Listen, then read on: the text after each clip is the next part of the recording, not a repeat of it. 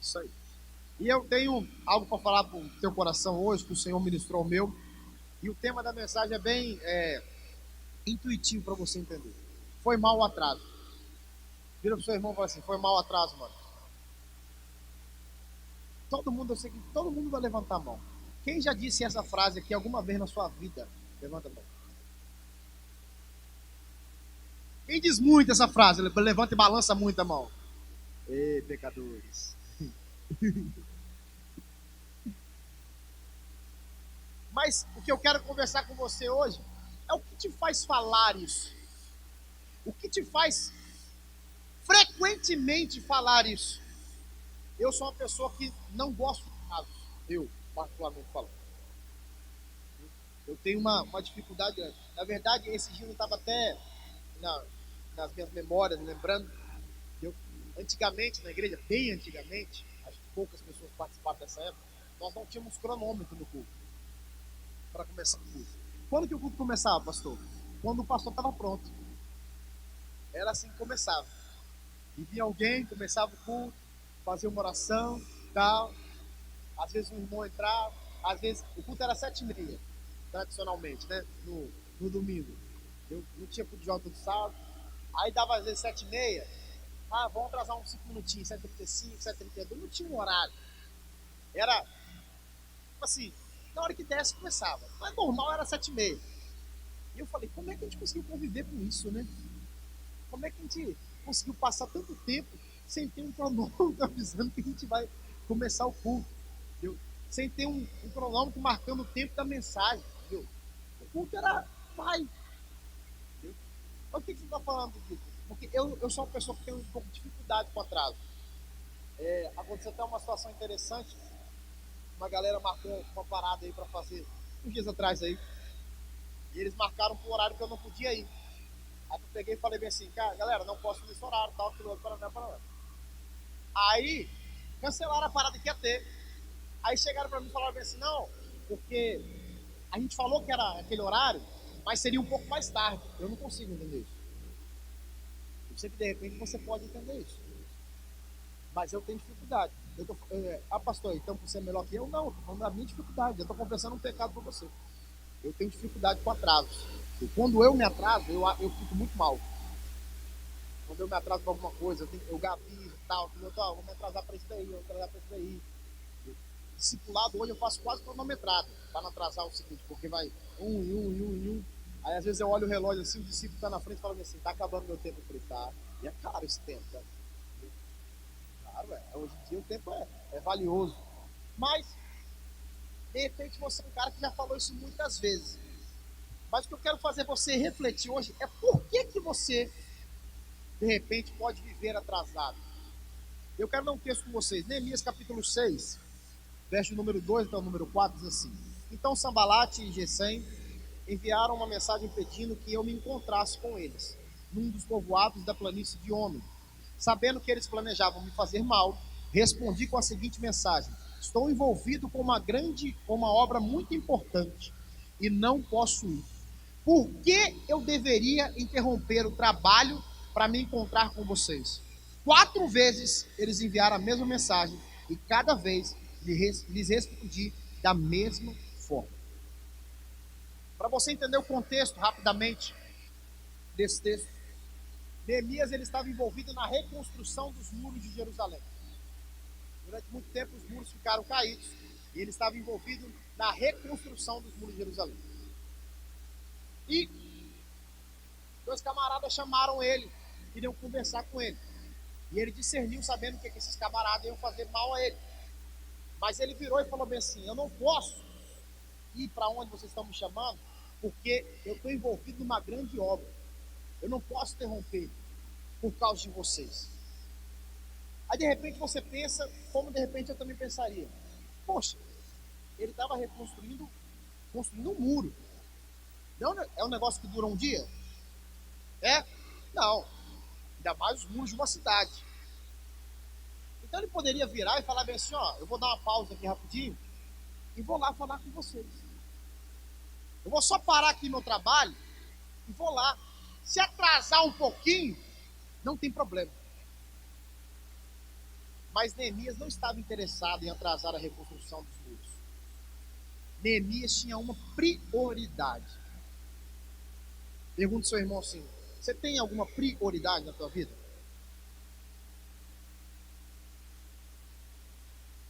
Neemias, ele não queria parar. Ele queria fazer o que ele estava interessado e foi chamado para fazer.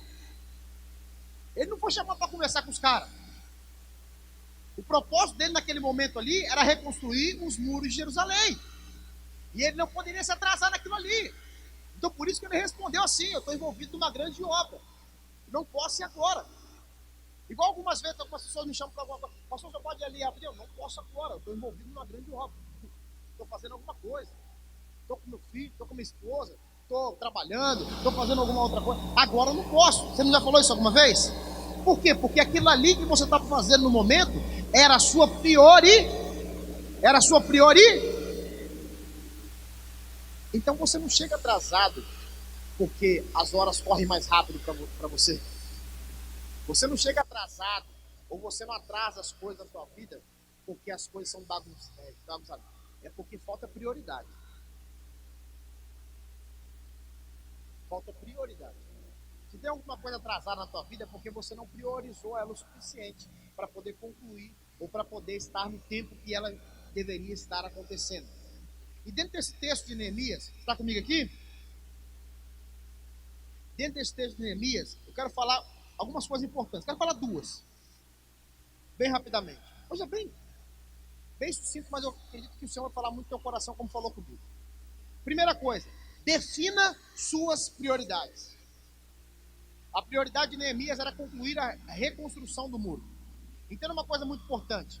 Deus, fala comigo, Deus não é a minha prioridade.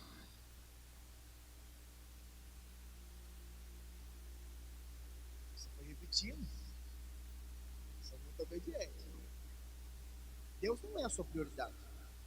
Deus é o centro de tudo. Ele não está numa lista. Deus primeiro, segundo é isso. Porque quando você estiver fazendo o segundo, você não vai fazer o primeiro. Não é verdade? Se você coloca lá, na minha sua lista de prioridade, fazer, sei lá, Deus, segundo, fazer academia, terceiro, comer isso, tal. Quando você vai fazendo academia, quer dizer então que Deus, você já fez Deus? Já estava com Deus já? Já tem seu tempo com Deus? Então Deus não é a sua prioridade, Deus é o centro da sua vida. Não coloca ele numa lista, ele não cabe dentro da sua lista. Ele cabe dentro do teu coração. Ele cabe para governar a tua vida. Tá ligado? Amém? Bater o palmo aí, esse é antigo, né? Então, a primeira coisa que você tem que fazer, Deus é o centro, é definir as suas prioridades. Se você tem 16, 17 anos, você vai entrar daqui a pouco numa faculdade. Se você está trabalhando e querendo uma promoção no seu serviço, tem que definir aquilo ali.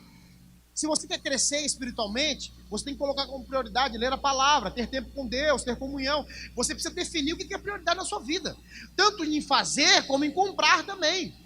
Eu e a minha esposa nós temos uma lista de prioridades, tanto de fazer como de comprar. Eu não consigo comprar tudo que eu quero hoje. Pô, quem dera. Entendeu? Se alguém consegue aqui, me dá a receita aí. Mas hoje eu não consigo comprar tudo que eu quero. Mas aos poucos nós vamos comprando, né? Faz um carnezinho aqui, de repente, né? Faz um negócio ali. Falando em negócio de carnê, dividir essas coisas, se você fazer um parênteses bem grande aqui, que eu vou reforçar acho que um destaque que teve aqui. Se você é cabeçudo e não fez sua inscrição no Salt Camp, não vai chegar lá em outubro. Ah, porque agora ficou meio apertado para mim. Estamos em maio ainda.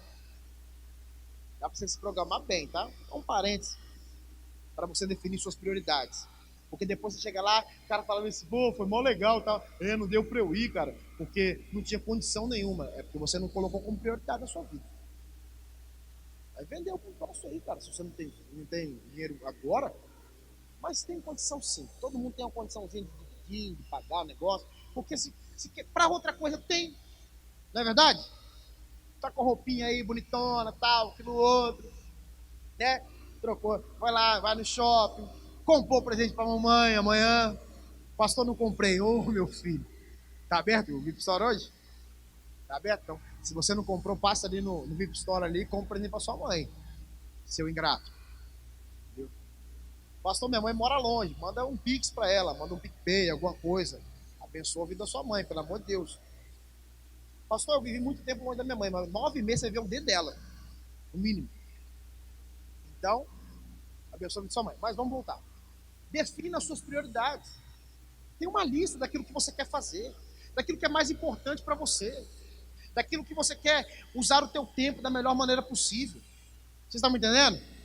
Agora uma outra coisa, uma outra dica importante sobre isso. Dê prioridade às suas prioridades. Como assim, pastor? Lista todo mundo faz. Você pode estar na sua cabeça assim, entendendo e discernindo o que é a prioridade na tua vida. Mas não adianta você entender, discernir, escrever, mas não agir. Quando eu tinha muita dificuldade de ter tempo com Deus, de ter um relacionamento constante com o Senhor todo dia, eu botei na porta do meu armário, na porta do meu quarto conjunto. Orar, ler a Bíblia e ter comunhão com o Senhor. Botei na porta do meu quarto, na porta do meu guarda-roupa. Por quê? Porque o dia que eu não queria, aquilo ali me pesava a consciência. Eu vi aquilo ali, eu tenho que ter. Eu defini uma prioridade para a minha vida. Hoje eu não tenho isso no meu quarto, na minha casa. Mas eu sei que eu preciso. Mas eu entendi que isso é a prioridade da minha vida. Eu entendi hoje, depois de muita luta, que fazer um exercício físico é uma prioridade na minha vida. Então todo dia, de segunda a sexta, claro, porque sábado eu guardo o sábado, né? Ai, meu Deus. Tô brincando. Viu? E domingo, quando o pessoal anima, eu jogo bola. Então, de segunda a sexta, eu coloco na minha prioridade ir na bendita da academia. Tem dia que vai na raiva mesmo. Na raiva. Tem um dia, né? Como é que fala? Na força do ódio. Eu acho muito forte isso, mas é na raiva, você diz assim, eu tenho que ir. E é bom fazer o plano anual. Porque se você quiser desistir, você paga multa. Então aí, né? Aí você vai. É igual a gente faz no futebol. O futebol nosso, quando acontece, é domingo, 6:30 da manhã. Entendeu? A gente pede pro cara pagar antes. Por quê? Porque se o cara desistiu, ele já pagou. Mas é difícil do cara desistir. Por quê? Porque ele já pagou. Se torna uma prioridade na vida dele. Porque ele pagou. Ah, pastor, mas é pouco dinheiro, mas as pessoas dão valor ao dinheiro. Tá? Então, não adianta você ter uma lista e não seguir aquilo ali. Não adianta você colocar como prioridade crescer em algumas áreas da sua vida e você não desenvolver aquilo ali, não agir daquela forma. E eu estou falando isso para você que tem 12, para você que tem 13, para você que tem 14, 15, 16, para você que tem 30, você que tem 40, você que tem 50, 60, você precisa ter prioridade na sua vida. Você precisa se cuidar tanto fisicamente como espiritualmente. Você precisa ter um relacionamento com o Senhor. É impossível alguém falar que ama a Deus e não tem relacionamento com Ele. Quando alguém vira para mim e fala, mas faz uma semana que eu não tenho tempo com Deus. Eu estou meio desanimado. É claro. É claro. Ah, pastor, porque eu falhei nisso daqui, eu errei nisso daqui feio. Você pode cavar aí que vai perguntar, você tem relacionamento com Deus? Ah, tá meio mais ou menos. Porque quem anda com Deus todos os dias é mais difícil de errar. Muito mais difícil. Erra também? Erra também? Erra, mas é mais difícil. É mais difícil. Quem anda com Jesus anda longe do pecado. Você está me entendendo? Ela me entendeu, você viu? Então, dê prioridade às suas prioridades. Faça uma lista. É o seu conselho que eu vou te dar. Se você esquecer tudo que eu falar hoje, eu lembro disso quando você chegar em casa. Faça uma lista daquilo que é importante para você, daquilo que você deve fazer toda semana ou todo dia. Tem uma agenda da sua semana. Rotina é importante também.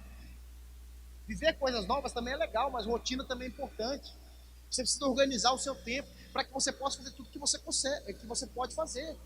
para que você não fique, foi mal atraso, foi mal atraso, foi mal atraso, foi mal atraso. Você pede um troço para a pessoa, ela atrasa. Você pede um negócio, ela atrasa. Trouxe isso, atrasou. Não, atrasou. Isso é muito ruim. Você não acha ruim? Você não acha ruim quando alguém atrasa com você? Você não acha ruim quando alguém atrasa com você? Presta atenção no tio aqui. Então, você também, quando atrasa com alguém, a pessoa também vai achar. Então, dê prioridade às suas prioridades, amém?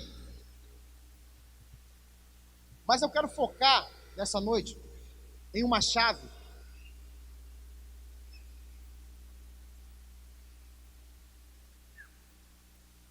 que eu julgo a mais importante para não viver uma vida de atrasos. O apóstolo Paulo diz assim: Filipenses 3, 13 e 14. Não, irmãos, não a alcancei, mas concentro todos os meus esforços nisto, esquecendo-me do passado e olhando para o que está adiante, prossigo para o final da corrida, a fim de receber o prêmio celestial para o qual Deus nos chama em Cristo Jesus. Você está me entendendo? Viver o que Deus tinha para você em 2020, no ano de 2023, passa muito pelo fato, você entendeu o que eu falei? De repente você está vivendo esse ano o que Deus tinha para você lá em 2020. Acontecer isso na tua vida passa muito pelo fato de você não saber aonde você quer chegar. A maior virtude de Paulo era poder dizer o seguinte: eu não alcancei ainda, mas eu concentro todos os meus esforços porque eu estou olhando para um lugar que eu quero e que eu vou chegar. E a pergunta que eu faço para você nessa noite é o seguinte: você sabe qual lugar que você quer chegar? Você sabe para onde você quer ir? Qual o caminho que você vai trilhar para chegar aonde você tem que chegar? Você quer ver um exemplo muito importante? Quem é que dirige? Bota o carro. Pouca gente. Deus dê carteira de motorista para você. Você dirige, cara? Que isso, hein, mano? Credo, hein? Que perigo, hein? Meu Deus. Não, excelente motorista. Excelente motorista. Se você vai para um lugar que você não conhece, não há uma probabilidade muito grande de você gastar muito mais tempo? Não é verdade? Ainda mais quando você vai usar o Waze. Porque o Waze, ao mesmo tempo que ele te ajuda, ele te leva para uns lugares que é absurdo. Esses dias esses dias foi domingo. Eu fui na casa da minha sogra pegar meu filho. Aí eu tava com a minha cunhada e com o meu cunhado. E aí eu fui deixar eles na casa da mãe do meu cunhado. E aí depois eu fui pro shopping com o Pedro, jogar bola no campinho. Um campinho lá no shopping. Aí, presta atenção no que o papai tá falando. Aí, o Waze pegou e me fez lá um caminho lá para seguir mais rápido. Porque eu falei assim, para sair daqui, tava num lugar lá que eu nem sei o nome do bairro, para seguir mais rápido. Do nada eu entrei numa rua, que não era uma rua, era um beco, mas que passava carro, porque tinha um carro passando na frente. Eu falei, Jesus, vamos passar, né? Que vai ser mais rápido, vamos passar. Aí eu peguei e passei. Quando eu fui passar, quando o Waze me levou, me virou de novo para a direita. Aí era outro beco, eu falei, não. Aí eu peguei e fui para a esquerda. Aí eu peguei e fui tentando cortar. Resumindo a história, se eu tivesse voltado da onde eu estava, pelo caminho que eu sabia, eu tinha gastado muito menos tempo do que eu gastei com o abençoado do Waze. Então, Waze, nos ajude aí. Mas o que eu estou querendo dizer? Eu sabia até onde eu queria chegar, mas eu tinha dificuldade no caminho. Então, para você não atrasar a tua vida, você precisa saber para onde você vai. E a pergunta mais importante da tua vida hoje é para onde você vai. Aonde você quer chegar. Qual é o propósito da tua vida? Aqui é tipo coach agora, né? Ficou, né? Para você ver que o coach só copiou a Bíblia e ganha mais dinheiro que a gente. E fala, você vai vencer, você vai lutar, tal, vai estar contra os coaches, tal, aquilo outro, mas eles no lugar deles e aí no lugar nosso, tá? Você vai vencer, você vai vencer, você vai vencer, mas tem luta também, tá? Às vezes o coach não te avisa. Oh, muito obrigado, eu voltei na hora que você veio, né? Pensa numa pessoa que ficou com vergonha agora. Obrigado. E eu quero ler 2 textos com vocês, 3. 1 Samuel 24, capítulo 3, versículo número 6, até o número 6, diz assim: no lugar onde a estrada passava por alguns currais, Saul entrou numa caverna para fazer suas necessidades. Aconteceu, porém, que Davi e seus homens estavam escondidos no fundo daquela mesma caverna. É a sua oportunidade, disseram os homens de Davi a ele. Hoje o Senhor lhe diz, certamente entregarei o inimigo em suas mãos, para que faça com ele o que quiser. Então, com todo cuidado, Davi se aproximou e cortou um pedaço da borda do manto de Saul. Sua consciência, porém, começou a perturbá-lo, por ter cortado a borda do manto de Saul. Por isso, disse a seus homens, que o Senhor me livre de fazer tal coisa a meu Senhor, o ungido do Senhor, e atacar aquele que o Senhor ungiu como rei. Segura essa história aí. Outro texto, Isaías 53, 7. Ele foi oprimido e humilhado, mas não disse uma só palavra. Foi levado como cordeiro para o matadouro, como ovelha muda diante dos tosqueadores, e não abriu a boca. Diga, não abriu a boca. Mateus 27, de 12 a 14, diz assim: no entanto, quando os principais sacerdotes e os líderes do povo fizeram acusações contra ele, Jesus permaneceu calado. Diga, calado. Então Pilatos perguntou: você não ouve essas acusações que fazem contra você? Mas, para a surpresa do governador, Jesus nada disse. O que tem a ver isso, pastor, com atraso? O que tem a ver isso com prêmio? O que tem a ver isso com aonde eu vou chegar? Nesse texto você viu 2 histórias. E pode ser uma das histórias mais conhecidas da Bíblia. Sobre Davi e sobre Jesus. A história de Davi é que ele já tinha sido ungido para ser rei, lá quando ele era menor. E depois que ele mata Golias, e depois que o povo começa a gostar muito mais de Davi do que de Saul, Saul começa uma perseguição insana para matar Davi. Em um determinado momento, para você entender visualmente a história, Davi entra numa caverna para descansar com seus soldados que estavam com ele, e ele vai lá para o fundo da caverna. E nessa mesma caverna, Saul chega e vai descansar também com seus soldados. Só que como se ele estivesse na ponta e Davi lá no fundo. Ele não viu Davi. O pastor Luiz estava desligado, não tinha luz na época, gente. Tá? Então, naquele momento, Davi teve a oportunidade de adiantar o processo. Como assim, pastor? Davi já tinha sido ungido rei. Você está me entendendo? Ele já era rei por direito. Deus já tinha dito: ó, você vai ser o rei de Israel. Eu estou te ungindo, tal, parará. Mas quem era o rei na época ainda era Saul. Só se assumia outro rei naquela época quando um morria. Não. E normalmente era hereditário. Entendeu? Mas naquela vez o filho de Saul não assumiu. Quem assumiu foi Davi. Depois assumiu o filho de Davi, Salomão. Mas Davi podia muito bem adiantar o processo. Davi podia muito bem falar bem assim: vou matar Saul. Ele não só não mata Saul, como ele ainda se arrepende amargamente de ter cortado a borda do manto de Saul. Porque ele mexeu com o ungido do Senhor. Eu não sei se está começando a fazer sentido para você. Mas sabe por que Davi não matou Saul? Sabe por que Davi não quis dar uma ajudinha a Deus? Sabe por que Davi não aproveitou aquela oportunidade? Porque Davi sabia para onde ele ia. Davi sabia que tinha um caminho, que tinha um processo, e ele sabia aonde ele ia chegar. E ele não precisava cometer um erro para que ele chegasse aonde Deus queria que ele estivesse. Por isso que aquele ditado horroroso é totalmente antibíblico. Os fins justificam os meios. Pelo contrário, quando a gente fala que é mais importante terminar bem do que começar bem, quer dizer o seguinte: se você começou mal das pernas, se conserta e termina bem. Mas não quer dizer que você pode cagar tudo no meio para dizer que você vai fazer algo importante depois.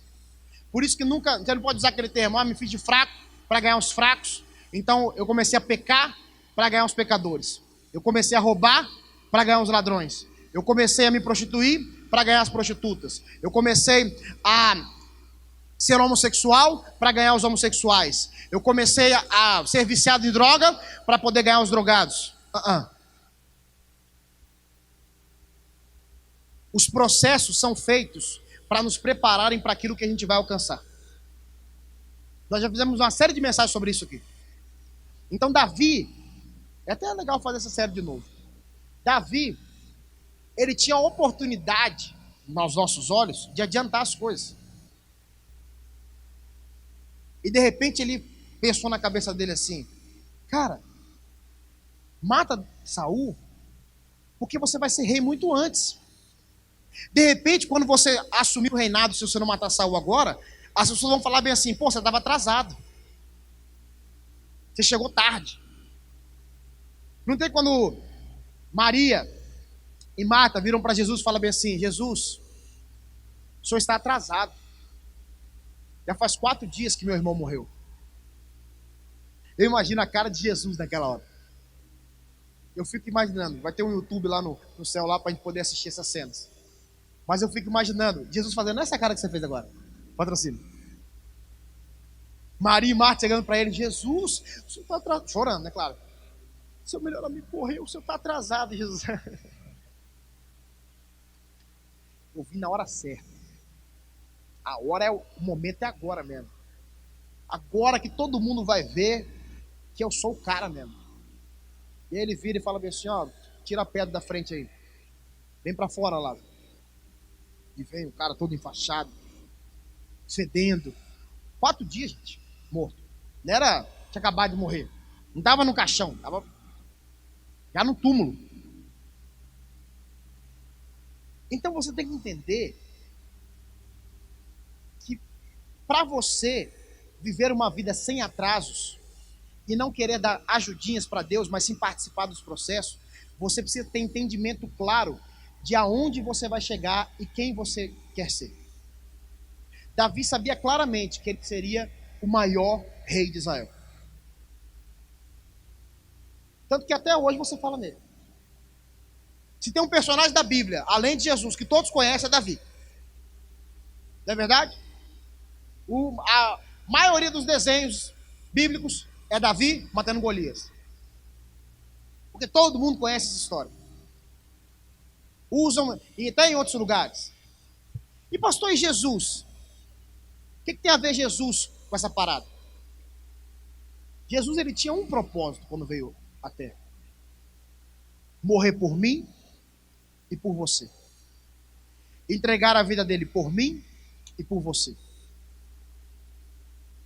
Então, quando os líderes sacerdotes começam a fazer acusações que eram mentiras a respeito de Jesus, a palavra diz que ele não disse nada. Sabe por que ele não disse nada? Porque ele não ia perder o tempo dele. Porque ele sabia que ele tinha que caminhar por aquele caminho ali para poder chegar aonde ele precisava chegar. Que era entregar a vida dele por mim e por você. Jesus sabia o propósito e aonde ele ia chegar. Ah, mas pastor, lá no Getsêmani, a palavra diz que Jesus fala bem assim: afaste de mim esse cálice. A palavra cálice, nesse sentido aí, ela não tem a respeito de dizer que Jesus queria que não morrer. Jesus não queria passar por aquele sofrimento todo. Jesus tinha consciência que ele iria morrer sim. Mas ao final da oração ele vira e fala bem assim: mas que seja feita a tua vontade, não a minha, Pai. Então você quer viver uma vida sem nenhum tipo de atraso?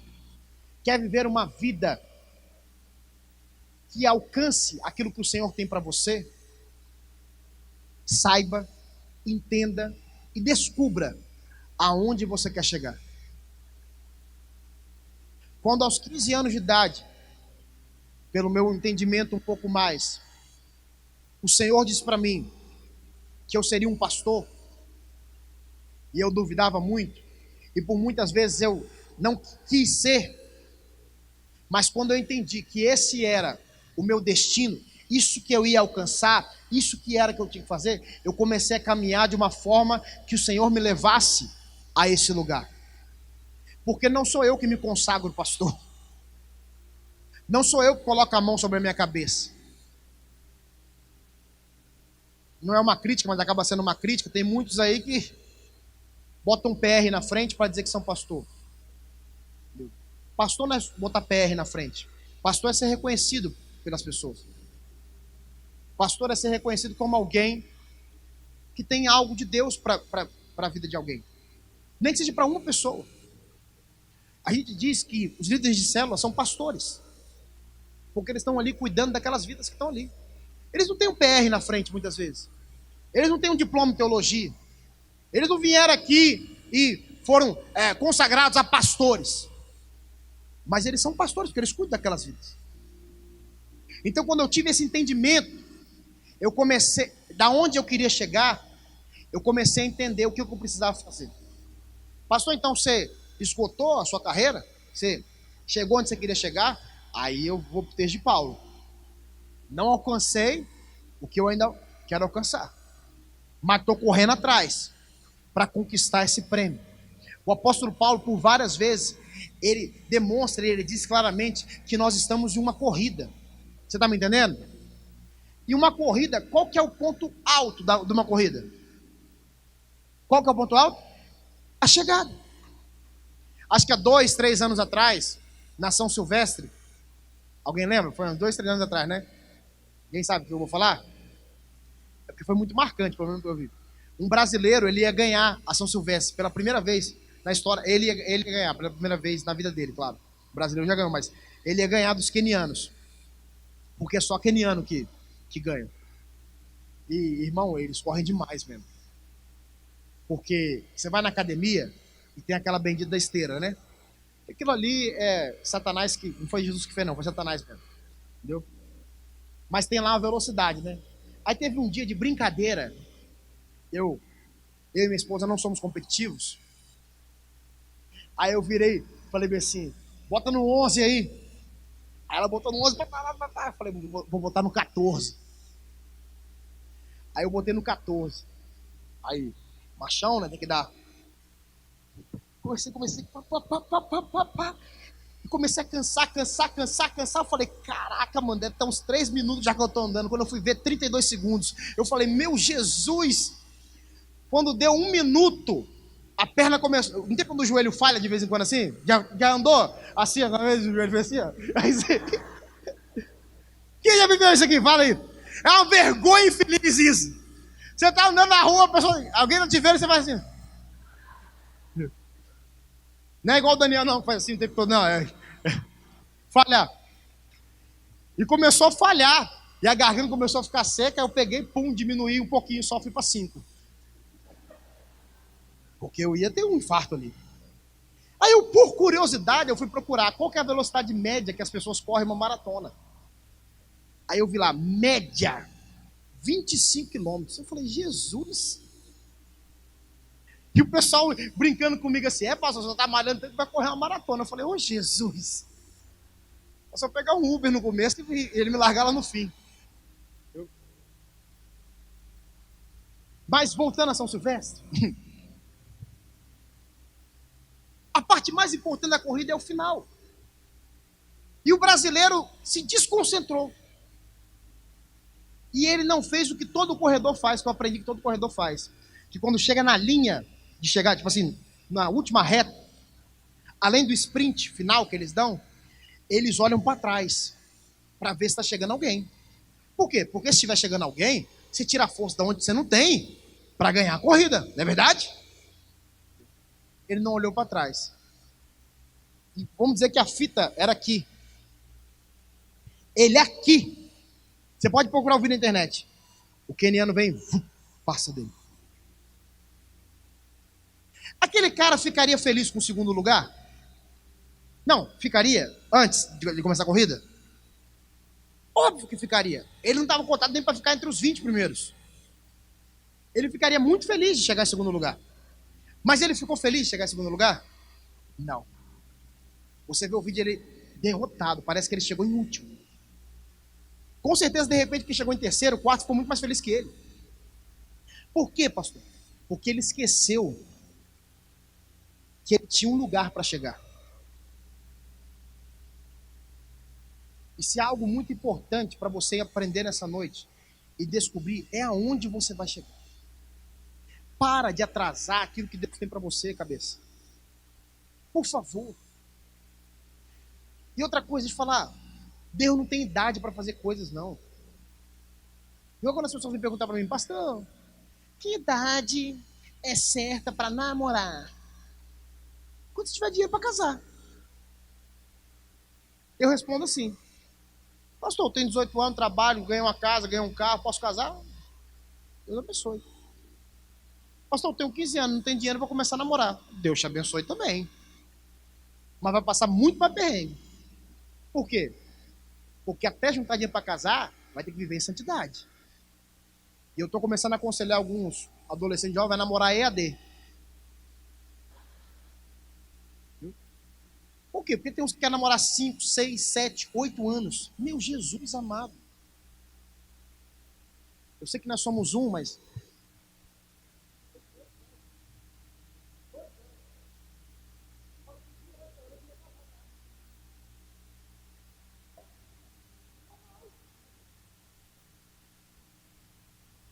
Voltando. Para de atrasar aquilo que Deus tem na tua vida. A única pessoa que pode atrasar o que Deus tem para você é você mesmo. Não coloque a culpa no cara do lado, não coloque a culpa em Satanás, não. O cara do lado, ele só fala alguma coisa que pode você ouvir ou não ouvir. Satanás coloca a tentação ali.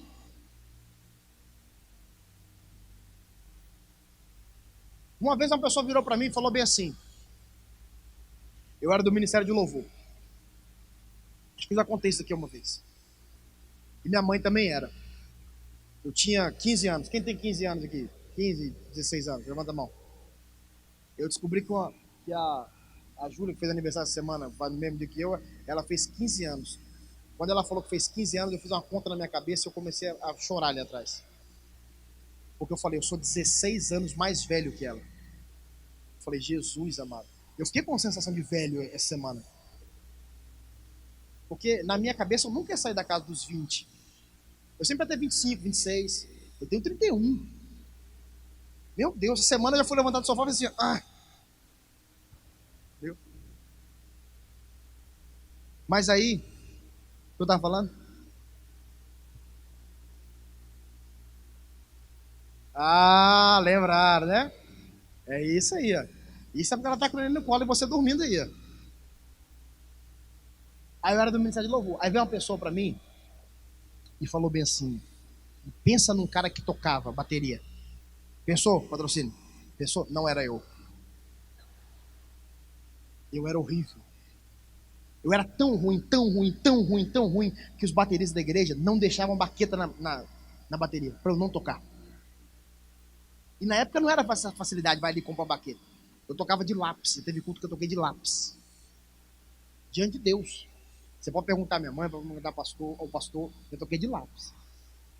Depois um dia eu vou tocar de lápis ali para vocês verem como é que é o som. Sai o som, acredita? Sai. Mas é horrível, claro. E aí uma pessoa virou para mim e falou bem assim, eu tenho uma palavra para motivar o teu coração. Eu falei, é isso aí. É isso que eu preciso. E olha que ele era ruim pra caramba tocando também. Hoje eu sei que ele era ruim, mas na época ele era melhor que eu. Ele virou e falou bem assim, ninguém gosta de tocar com você. Sua mãe gosta de tocar com você porque ela é sua mãe. Mas isso é para te motivar. Pastor, como você é um cara perseverante, o senhor tapou o ouvido e continuou treinando, certo? Não. O que, eu fiz? Saí do louvor. Ninguém gosta de tocar comigo. Fiquei com raiva. Mas aí, tem sabor de mel? Brincadeira. eu falei bem assim, não. Se o Senhor que me deu esse talento, eu posso melhorar. Eu posso conseguir. Eu posso pelo menos ficar razoável. E eu comecei a treinar todos os dias da semana. Todos os dias, bateria. Todos. Domingo eu treinava. Treinava. Até o líder do louvor na época me chamar de novo para entrar. Não tinha audição naquela época. Eu ainda era bem ruimzinho ainda, mas tinha ficado muito melhor. E aí tinha bandas naquela época, banda tal. E depois de um mês eu fiz parte eu comecei a fazer parte da banda do líder do louvor. Eu falei, o negócio melhorou. E aí, o cara que tinha falado comigo, ele também fazia parte dessa banda. Depois de um ano, mais ou menos, esse líder saiu. E começou a sair um monte de gente do ministério de louvor. E aí eu comecei a aprender a tocar violão, sozinho. E aí começou a sair, e não tinha nenhum tecladista, eu comecei a aprender a tocar teclado. Aí eu comecei a aprender depois a tocar guitarra, porque não tinha guitarrista. Para quem é muito antigo da igreja, hoje a gente não faz isso mais não. Mas antigamente, eu tocava guitarra aqui, uma música rápida, aí quando ia para a parte da adoração, largava a guitarra e ia pro teclado. Tipo, tinha aquele vácuo, entendeu? Horrível isso. Não era bonito. Na época a gente achava espetacular. Por que você está falando isso, pastor? Porque se eu desse ouvido ao que Satanás falou, eu teria atrasado algo que de repente Deus queria fazer na minha vida. Pastor, mas você é pastor, Deus chama para ser pastor, não ministro de louvor. Mas quando eu cheguei em Araçatuba, eu só era o cara que o pastor Marcelo tinha visto tocando teclado uma vez. Falou, você... E numa reunião lá, ele perguntou se você toca teclado, não toca? Aí eu falei, toco. Mais ou menos eu toco. Ele falou assim, legal. Acabou ali. E um dia que eu estava viajando com o pastor Fabrício, o pastor, um pouco antes do Alto de Páscoa, que tem lá, aí o pastor Fabrício virou, meu tempo, o pastor Fabrício virou e falou bem assim, no final, quando eu for pregar, você vai tocar uma música na hora do apelo. Aí eu falei, meu Deus. Tinha umas 40 pessoas na igreja. Era uma igreja, não a igreja de Araçatuba, era uma outra igreja. Falar no interior, Araçatuba já é interior, né? No interior do interior. E aí eu toquei lá a música Santo Espírito. E aí eu saí, esperando ele falar alguma coisa. E ele falou, vamos comer uma pizza? Eu falei, vamos. Não falou nada. Deu 2 semanas e mandou uma mensagem. Filhão, estuda essas 2 músicas aqui. Culto do Calvário e 5 pães e 2 peixinhos. Eu falei, show. Anderson Freire, porque eu não era da linha worship, eu era da linha só pentecostal na época ainda. Eu não tinha conhecimento desse negócio de worship ainda. Meu negócio era só Cassiane, tal. O máximo worship que era Pai Nosso. Pai Nosso. Mas o resto era... Eu ainda sou meio pentecostal ainda. Para muitas coisas. Eu gosto de forró, entendeu? Eu gosto muito de rock, de Oficina G3. De repente você nunca ia imaginar isso. Eu gosto muito de Oficina G3. Ontem um cara me parou e falou, pastor, você assiste basquete? Eu amo basquete. Tem muita coisa que de repente você não sabe. Se quiser me chamar para comer alguma coisa depois, eu vou te contar alguma coisa. Você paga e eu te conto. Brincadeira. E aí, teve essa situação na Araçatuba e tal. E aí eu ensaiei as músicas. E eu cantei no Alto de Páscoa. Foram mais de 10 mil pessoas que passaram por lá. E eu cantei a música tema, que é a música de multiplicação. E a última música, que era a música como Jesus estava e entrava, que era a Culto do Calvário. Por que você está falando isso, pastor? Porque lá atrás, se eu tivesse parado, de repente, se eu chegasse a Araçatuba, Deus não tinha me usado como queria me usar e não tinha me colocado em lugares que eu fui colocado. Então eu resolvi, e você vai resolver também nessa noite, em nome de Jesus, a não atrasar aquilo que Deus tem para a tua vida. Sabe por quê? Para a gente concluir, eu já me perdi na mensagem aqui. Desculpa aí se você estava acompanhando alguma coisa. Davi e Jesus, como a gente falou, ambos tinham consciência que os processos eram necessários para uma glória muito maior. Sabe, essa é uma ótima noite. Diga comigo, essa é uma ótima noite. Diga, uma ótima noite. Para nós entendermos que nós não temos que ser movidos pela necessidade, mas sim pelo propósito. É a minha e a sua necessidade.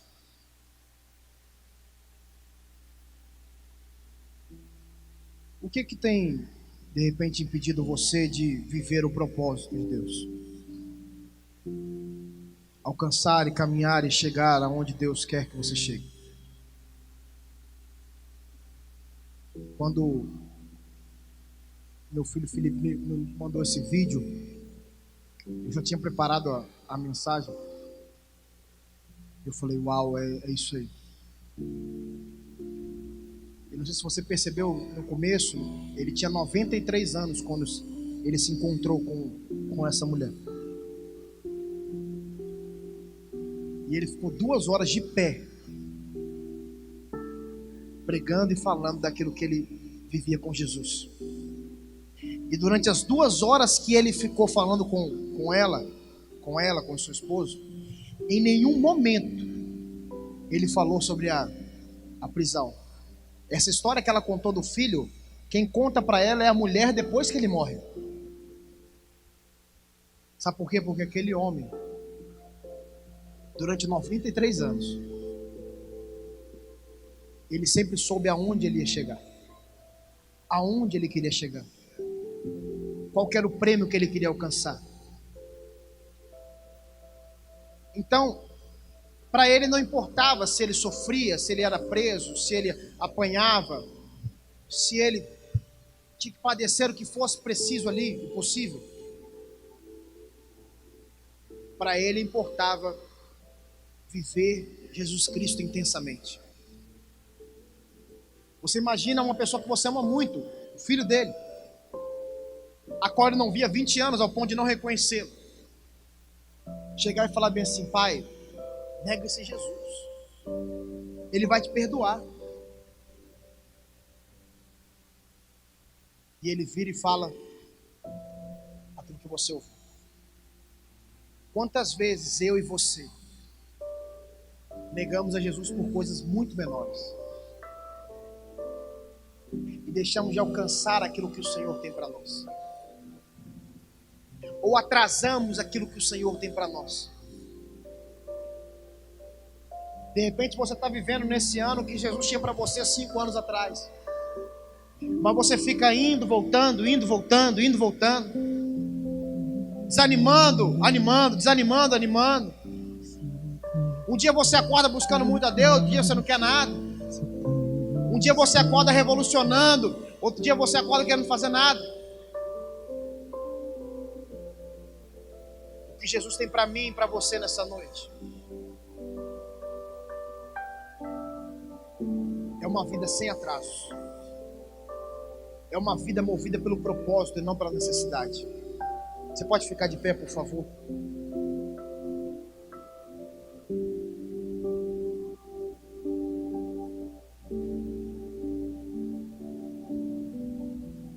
A minha oração nessa noite, eu não vou chamar você aqui na frente, porque eu acredito que chamar você aqui na frente seria um ato muito desnecessário da minha parte, porque eu acho que todos nós temos que fazer essa declaração e viver o que foi pregado hoje. Todos nós temos que dizer, sim, eu amo a mensagem da cruz, até morrer eu a vou proclamar. A minha oração nessa noite para a tua vida e para a minha vida também é que nós possamos parar de atrasar aquilo que o Senhor tem para nós. A minha oração para a minha vida e para a tua vida nessa noite é que nós possamos descobrir, entender, discernir e saber para onde nós queremos ir. Qual o prêmio que nós queremos conquistar? Aonde que é a nossa linha de chegada? Eu não estou falando aqui sobre céu e inferno, mas eu posso estar dizendo para você com quem você quer passar a sua eternidade, com Jesus ou sem Ele. É uma escolha que você faz durante a sua vida. E o que eu vejo nessa noite, é um tempo de aceleração na vida daqueles que entenderam na vida daqueles que entenderam que você não pode atrasar mais aquilo que Deus tem para você.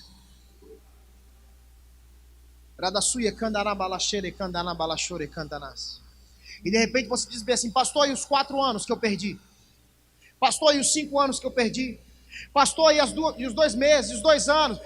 Independente do tempo que você acha que você perdeu, hoje é a noite propícia e a noite perfeita para você começar a parar de perder tempo, parar de ficar atrasado.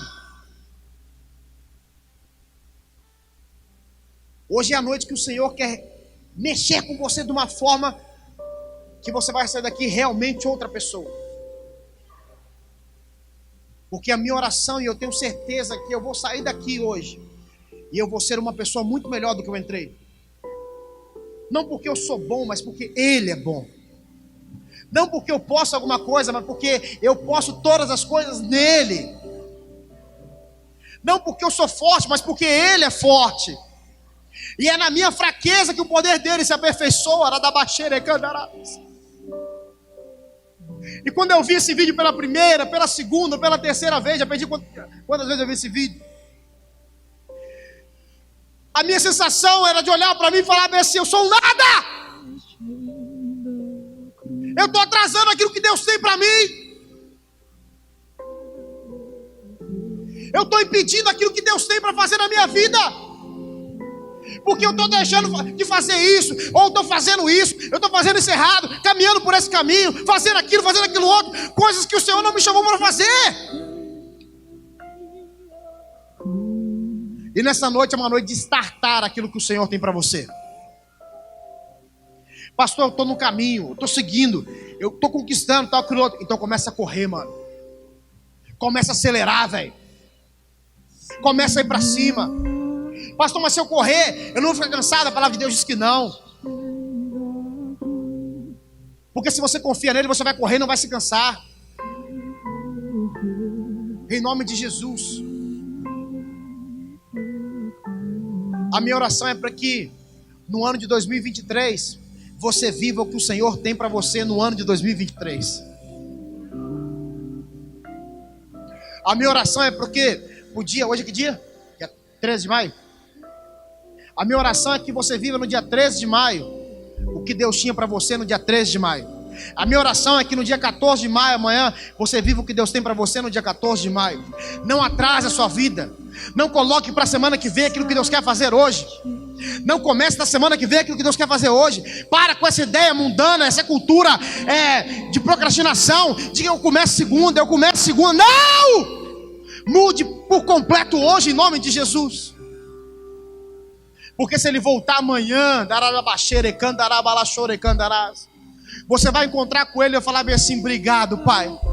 Obrigado porque minha conta lá na terra está vazia. Eu não fiquei guardando nada. Eu usei tudo que o Senhor me deu. E eu vivi tudo que o Senhor queria que eu vivesse na terra. E hoje eu estou aqui com o Senhor celebrando contigo. Eu sei que o crente, a gente gosta de conta cheia. É verdade? Não é legal conta cheia, gente? Conta cheia? Conta de bancária cheia. Mas tem a conta do céu. Você tem que chegar lá com a conta vazia. O que o Senhor te dá aqui na terra, vai multiplicando, vai usando, vai gastando, vai, para você chegar lá no céu e falar assim: ó, tudo que o Senhor me deu eu usei, eu fiz, eu pratiquei, eu preguei, eu falei, eu discipulei, eu falei da tua palavra, eu vivi o Senhor intensamente, eu sofri, mas eu continuei te amando, eu passei por dificuldade, mas eu continuei colocando o Senhor como sendo a minha vida. E o que é dificuldade perto do que esse homem viveu? Perto de muitos outros homens que a gente já leu na Bíblia, naquele livro Heróis da Fé e outras coisas. Não é nada. E a palavra diz isso. A palavra diz o quê? Nenhum sofrimento que você vive aqui pode ser comparado com a glória que há de vir.